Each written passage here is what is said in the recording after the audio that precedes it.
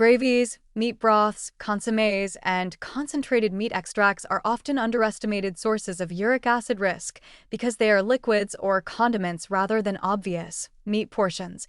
Yet, metabolically, they can be more problematic than a visible piece of meat.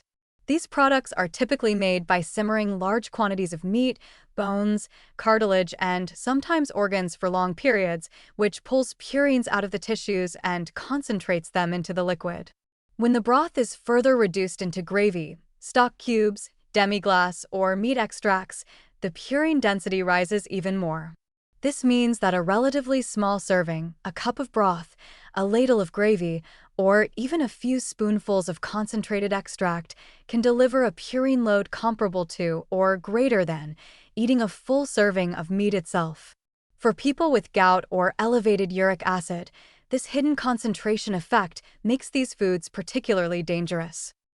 Another important issue is that liquid purines are absorbed quickly.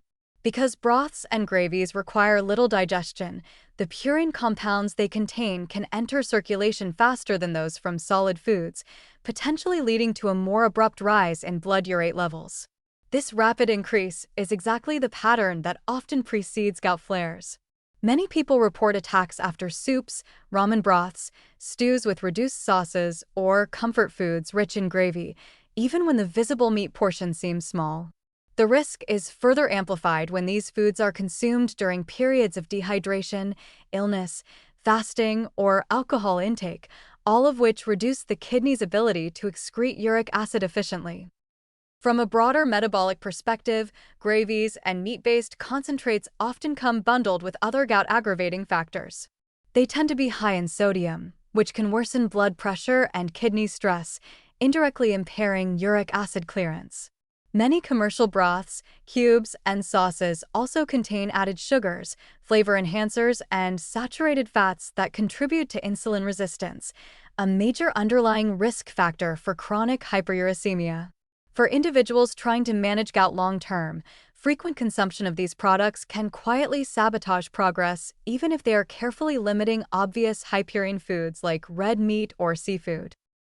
While meat broths do contain some minerals, collagen fragments, and flavor compounds, their nutritional value is modest relative to their gout risk, especially for those already prone to flares. Claims that bone broth is universally healing or anti-inflammatory do not apply equally to people with gout, for whom repeated uric acid spikes can sustain low-grade inflammation and worsen joint damage over time. During an active flare, consuming gravies or meat extracts can prolong pain and delay recovery, and during remission, they can still contribute to higher baseline urate levels that make future attacks more likely. For practical gout management, it is safest to avoid meat-based broths, consommés, gravies, and extracts altogether when trying to lower uric acid or during flares. Vegetable broths, diluted plant-based stocks, or simple seasoning with herbs, spices, acids, like lemon or vinegar, and small amounts of healthy fats are far safer alternatives that provide flavor without concentrated purines. Even when symptoms are well controlled, treating these foods as rare indulgences rather than daily staples is important. In short, gravies and meat broths are a classic example of a hidden gout trigger, small in volume, rich in flavor, but disproportionately high in purines and risk, making them a poor choice for anyone serious about long-term urate control and joint health.